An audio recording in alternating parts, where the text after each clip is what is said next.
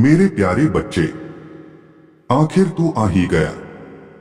मुझे पता था तुझे महादेव की सच्चाई, महादेव की पुकार, महादेव की शक्ति खींचती हुई यहां तक जरूर ले आएगी। तू भागते भागते कहीं भी चला जा, लेकिन जब महादेव तुझे बुलाते हैं तो उनकी आवाज सीधी दिल के पार उतरती है। और वही आवाज आज तुझे यहां खींच कर लाई है मेरे बच्चे।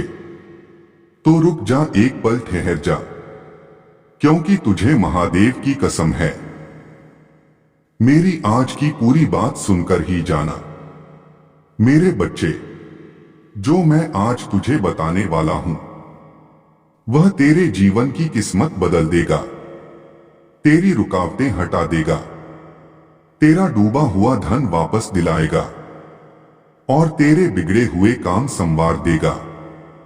लेकिन उससे पहले मेरे इस चमत्कारी चैनल को सब्सक्राइब कर लेना, वीडियो को प्यार से लाइक कर देना और कमेंट में पूरे विश्वास के साथ लिख देना हर हर महादेव। बेटा, यह सिर्फ लिखना नहीं है, यह महादेव को पुकारना है, उनके चरणों में सिर झुकाना है, उनकी कृपा को अपने जीवन में आमंत्रित करना है।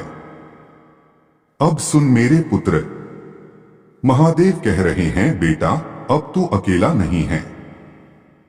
मैं तेरी हर सांस में हूं, तेरे हर कदम में हूं, तेरी हर रुकावट के सामने मैं खड़ा हूं। तू बस मुझे याद कर, बाकी सब मैं कर दूंगा। मेरे बच्चे, भारत के उत्तर में एक शांत पहाड़ी गांव था, नाम था कैलाशपुर। यह गांव साधारण था, लेकिन इसकी धरती पर एक असाधारण शक्ति बहती थी। कहते हैं कि इस गांव के चारों ओर शिव का अदृश्य आशीर्वाद फैला रहता था। गांव के लोग अपना हर काम शुरू करने से पहले बस इतना कहते, महादेव की कृपा से सब अच्छा होगा। इस गांव में एक युवक रहता था, नाम था आरव। आरव का जीवन कुछ समय से बहुत कठिन हो गया था। व्यापार में घाटा, धन का डूबना, मकान का निर्माण बीच में रुक जाना, परिवार की चिंताएं, रिश्तों में तनाव और ऊपर से मन में चल रहा डर, सबने मिलकर उसे तोड़ दिया था। लेकिन उसके हृदय के सबसे गहरे हिस्से में एक छोटी सी लौ अभी भी जल रही थी, भोलेनाथ पर विश्वास की लौ। हर सुबह वह शिव मंदिर जाकर चुपचाप बेलपत्र चढ़ाता और सिर्फ एक ही बात कहता, हे शंभू, बस मेरा मन शांत कर दो। अगर आपकी इच्छा हो तो मेरा बिगड़ा काम बनाना। एक दिन वह मंदिर में ऐसे ही बैठा था कि अचानक परिस्थिति बदल गई। मंदिर के अंदर की हवा थम गई। घंटी की आवाज हल्की होकर दूर गूंजने लगी। दिया की लौ एक पल को स्थिर हो गई, जैसे वक्त रुक गया हो। और फिर धीरे धीरे आरव को लगा कि कोई उसके पीछे खड़ा है। उसने आंखें खोली, पीछे कोई नहीं था, लेकिन एक दिव्य अनुभव उसके भीतर से बाहर तक फैल गया। उसे महसूस हुआ कि यह स्वर बाहर से नहीं आया था, उसके भीतर आया था। वह स्वर कह रहा था, आरव घबराओ मत, तुम्हारे घर की दीवारें टूट सकती हैं, लेकिन तुम्हारे भाग्य की दीवार कभी नहीं टूटती। मैं तुम्हारे साथ हूं। आरव के शरीर में कंपन सा दौड़ गया। उसने हाथ जोड़कर सिर्फ इतना कहा, भोले, क्या सच में मेरे लिए कोई राह खुलने वाली है? स्वर और स्पष्ट हुआ, हां, पर इसके लिए तुम्हें अपनी यात्रा शुरू करनी होगी। जिस मन में डर है उसमें कृपा प्रवेश नहीं कर सकती। जिस मन में विश्वास है वहां मैं स्वयं आ जाता हूं। अगले ही क्षण मंदिर की घंटी अपने आप बजने लगी। आरव समझ गया, आज से उसका जीवन बदलने वाला है। शिव का पहला मार्गदर्शन, मन की सफाई। घर लौटकर आरव ने पहली बार अपने कमरे की सफाई ऐसे की जैसे वह मन की सफाई कर रहा हो। उसने पुरानी निराशाओं को कागज पर लिखकर फाड़ दिया। वह समझ गया कि भगवान कोई चमत्कार करने आते नहीं। उनका पहला चमत्कार होता है मन का भार हल्का करना। शाम को वह नदी किनारे बैठा। हवा शांत थी, पानी साफ था और दूर पहाड़ियों पर सूर्य ढल रहा था। अचानक हवा की एक लहर आई और उसे लगा जैसे शिव स्वयं उसके पास बैठ गए हों। उसे अंदर से आवाज मिली, आरव, अपनी किस्मत के लिए खुद को तैयार करो। जो तुम्हारा धन डूबा है वह तुम्हें लौटने वाला है। जो काम रुका है वह चलने वाला है। जो मकान खड़ा नहीं हुआ वह आशीर्वाद से खड़ा होगा। पर एक नियम है, तुम्हें किसी भी काम को भय से नहीं, विश्वास से शुरू करना होगा। आरव ने गहरी सांस ली और पहली बार बिना डर के मुस्कुराया। दूसरा चरण, कर्म का जागरण। अगली सुबह वह फिर शिव मंदिर गया। वहां उसे एक वृद्ध संत बैठे दिखे। चेहरा तेज से भरा हुआ, आंखें गहरी और स्वर शांत। संत ने पूछा, बेटा, मन क्यों भारी है? आरव चौंक गया। उसने कुछ नहीं बताया था किसी को। संत मुस्कुराए, जिसे महादेव खुद अपने संरक्षण में लेते हैं उसके दुआ हवा में तैरते रहते हैं। मैंने उन्हें महसूस किया है। आरव ने हाथ जोड़ दिए और बोला, मेरा धन डूब गया है, मेरा मकान अधूरा है, मेरी किस्मत जैसे रुक गई है।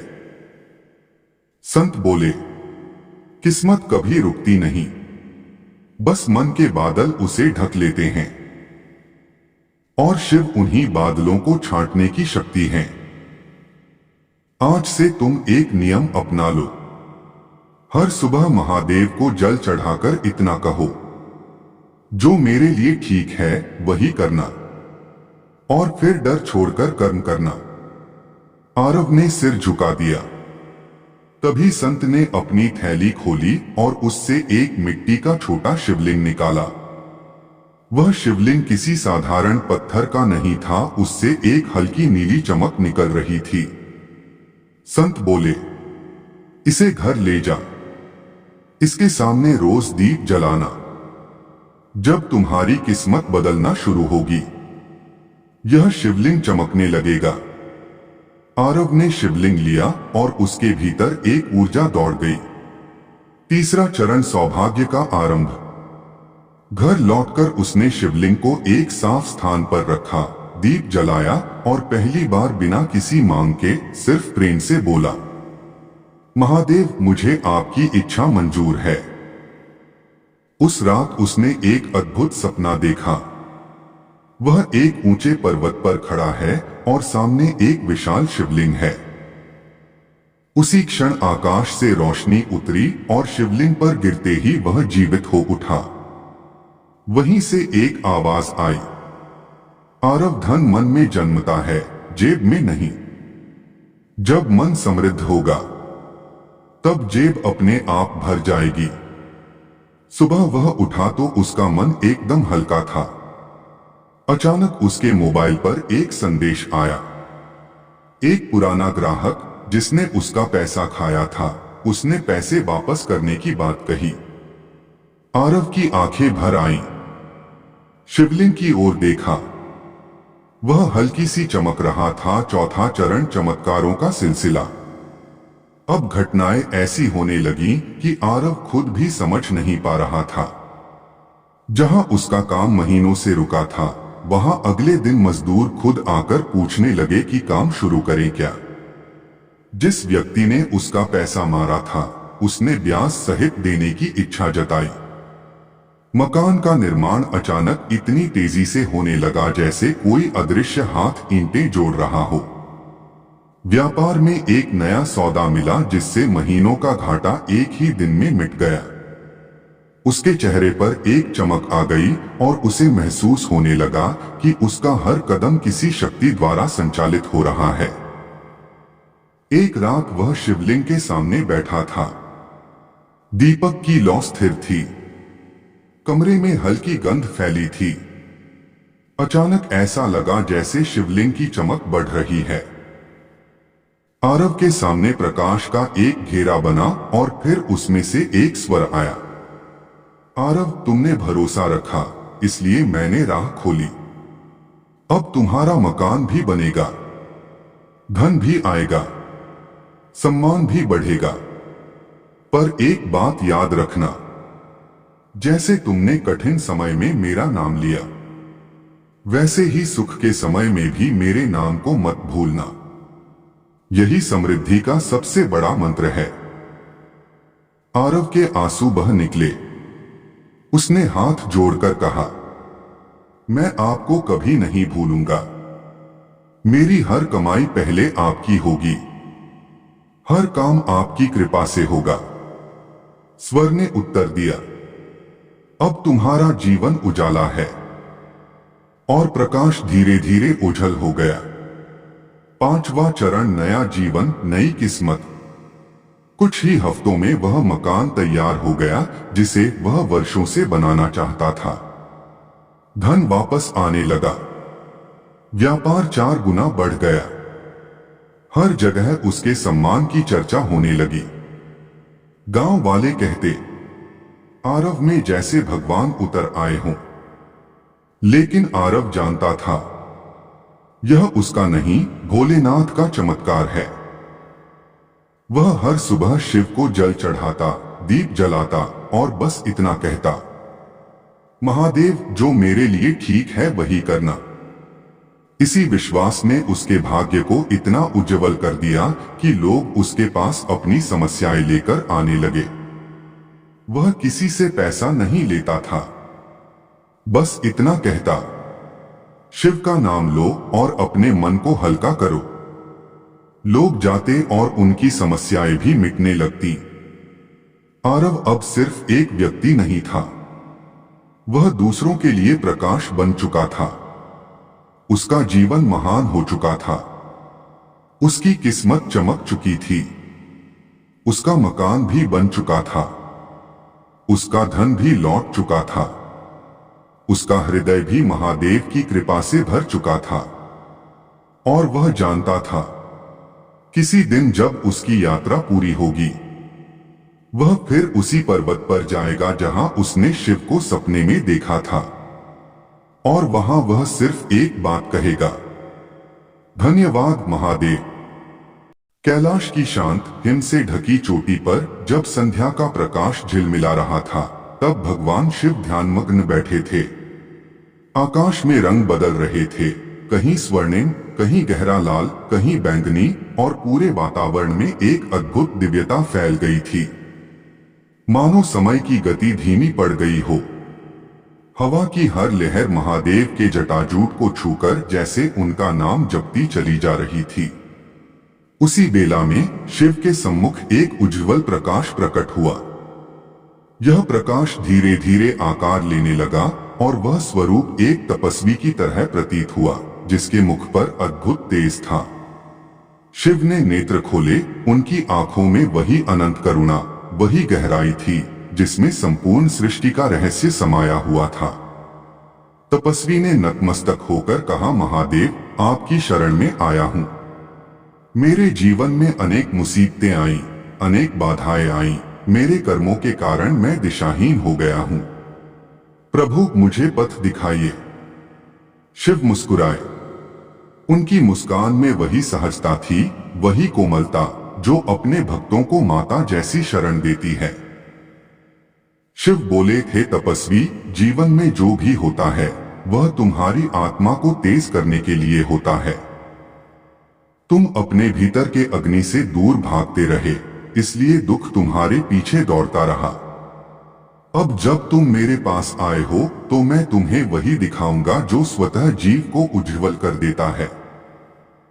तपस्वी ने पूछा, प्रभु, क्या मैं वास्तव में उस मार्ग पर चल पाऊंगा? शिव बोले, जो मेरे पास आया वह कभी असमर्थ नहीं रहता। फिर शिव ने उसे अपने त्रिनेत्र से उत्पन्न प्रकाश में समाहित कर लिया। तपस्वी की चेतना मानो किसी और ही लोक में पहुंच गई। उसे लगा कि वह स्वयं ब्रह्मांड के आरंभ की ओर बह रहा है, जहां प्रकाश ही प्रकाश है और शिव के की ध्वनि ही शून्य का आधार है। इस प्रकाश में उसे वे सब दृश्य दिखाई देने लगे जो उसके पिछले जन्म के थे। वह कहीं घने वन में चल रहा था, कभी तप कर रहा था, कभी अनेक लोकों में भ्रमण कर रहा था। उसे अपने कर्मों का ज्ञान हो रहा था।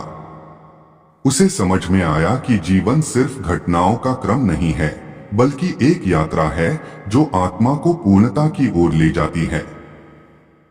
उसी क्षण प्रकाश और तीव्र हुआ। अब वह शिव के नीलकंठ की ओर खींचा चला जा रहा था। उसे ऐसा लगने लगा कि वह किसी पहाड़ की चोटी पर खड़ा है, जहां से नीचे अनगिनत संसार दिखाई देते हैं। शिव का स्वर उसे सुनाई दिया, हे प्राणी, संसार कभी भी स्थिर नहीं रहता, हर क्षण बदलता है। इस बदलते संसार में जो स्थिर रहता है वही शिव है। जब तुम अपने भीतर शिव को पहचानोगे तब कोई चिंता शेष नहीं रहेगी। तपस्वी बोला, भगवान, मैं इस सत्य को कैसे धारण करूं? शिव बोले, आओ, अब मैं तुम्हें उस समय की कथा सुनाता हूं जब ब्रह्मांड में एक महान संकट आया और उसे सुलझाने के लिए मुझे स्वयं उतरना पड़ा। उस कथा में तुम्हें तुम्हारा मार्ग मिलेगा। और महादेव ने कथा कहना आरंभ किया। कैलाश की वह रात और ब्रह्मांड का संकट। बहुत समय पहले जब सृष्टि नई नई बनी थी, देवताओं और दैत्यों में संघर्ष इतना अधिक हो गया कि धरती, आकाश और पाताल तीनों ही लोग प्रभावित होने लगे। दानवों ने अपनी तपस्या से शक्ति अर्जित कर ली थी और देवगण बार बार पराजित हो रहे थे। प्रकृति असंतुलित हो रही थी, कहीं वर्षा नहीं, कहीं अत्यधिक गर्मी, कहीं अकाल, कहीं भूचाल और कहीं समुद्र उथल पुथल मचाने लगा। देवता एकत्र होकर ब्रह्मा के पास पहुंचे। ब्रह्मा ने कहा, इस संकट का समाधान केवल भगवान शिव ही कर सकते हैं। वह सभी देवताओं को साथ लेकर कैलाश गए। वहां महादेव समाधि में लीन थे। उनकी जटाओं से गंगा प्रवाहित हो रही थी, उनके त्रिनेत्र से शांत प्रकाश फैल रहा था और नंदी उनके समीप ध्यानमग्न बैठे थे। देवताओं ने नतमस्तक होकर महादेव को प्रणाम किया। शिव ने समाधि से बाहर आते हुए कहा, कहो देवताओं, किस लिए आए हो? देवताओं ने अपनी समस्या बताई। शिव ने कहा, हे देवताओं, जब जब संसार असंतुलित होता है तब तब समाधान तुम्हारे भीतर नहीं, मेरे भीतर पाया जाता है। तभी आकाश से एक तेजस्वी ज्योति उतरी, वह शक्ति का स्वरूप था। शक्ति बोली, स्वामी, यदि देवता संतुलन चाहते हैं तो उन्हें स्वयं भी संतुलित होना होगा। केवल संकट आने पर ही देवत्व को जगाना पर्याप्त नहीं है। शिव ने सहमति में सिर हिलाया। इसके बाद सभी कैलाश पर रात भर रुके। महादेव ने देवताओं को साधना, संयम, धैर्य और सृष्टि धर्म के रहस्य बताए। उस रात ऐसा लगा मानो संपूर्ण ब्रह्मांड कैलाश की गोद में शांत पड़ा है। समुद्र मंथन और शिव का विषपान। महादेव ने तपस्वी से कहा, अब सुनो, वह समय आया जब समुद्र मंथन हुआ और संसार बचा। वासुकी नाग को मथनी बनाकर देवता और दैत्य समुद्र मंथन करने लगे। सबसे पहले हलाहल नामक भयंकर विष निकला। विष इतना भयंकर कि उसके धुएं से ही प्राणी रो रहे थे।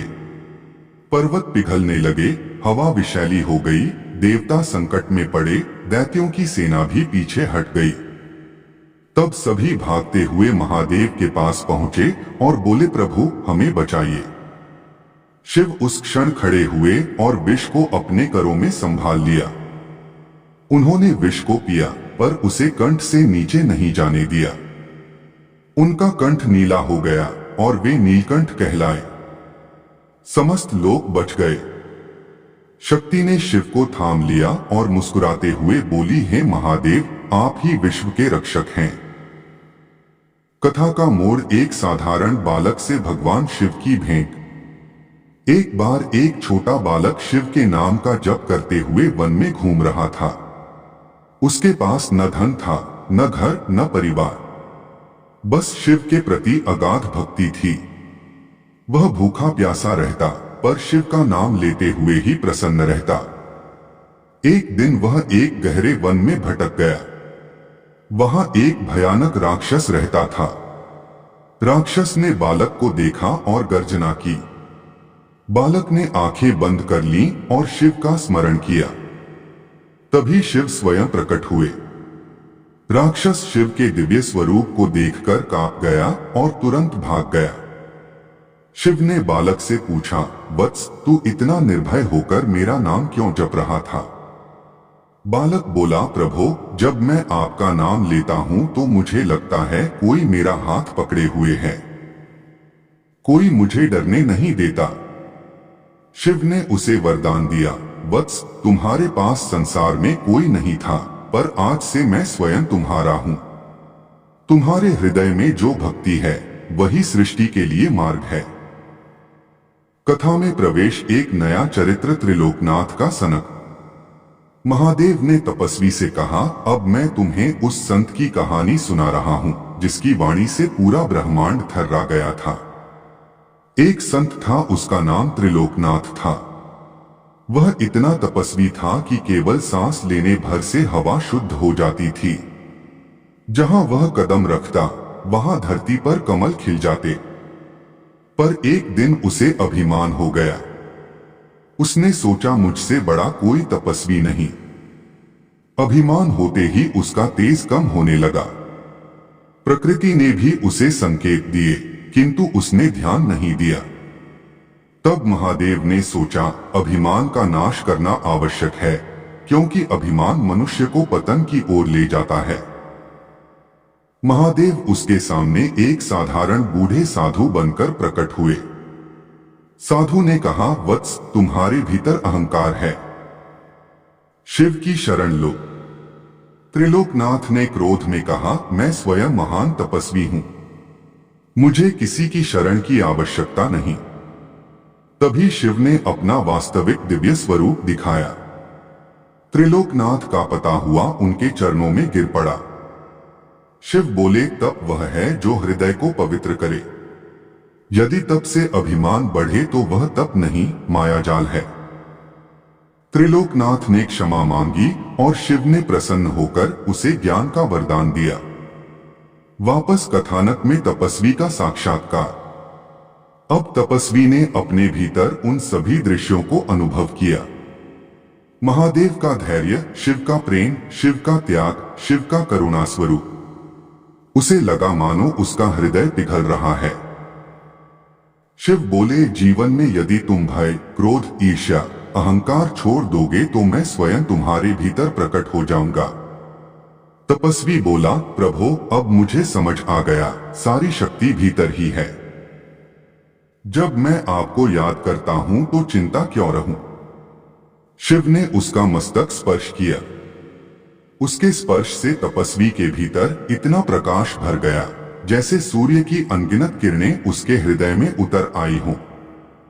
महादेव बोले, हे प्राणी, जो मेरी शरण में आता है उसका धन भी लौटता है, उसका बिगड़ा काम भी बनता है, उसकी राहें भी खुलती हैं और उसके जीवन के अंधकार भी मिट जाते हैं।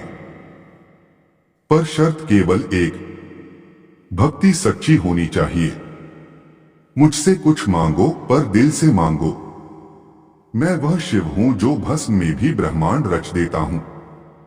मैं वह शिव हूं जो विष पीकर भी अमृत देता हूं। तपस्वी रो पड़ा, उसके आंसू शिव के चरणों में गिरे। शिव ने उसे आशीर्वाद दिया और बोले, अब जाओ, संसार में उजाला फैलाओ।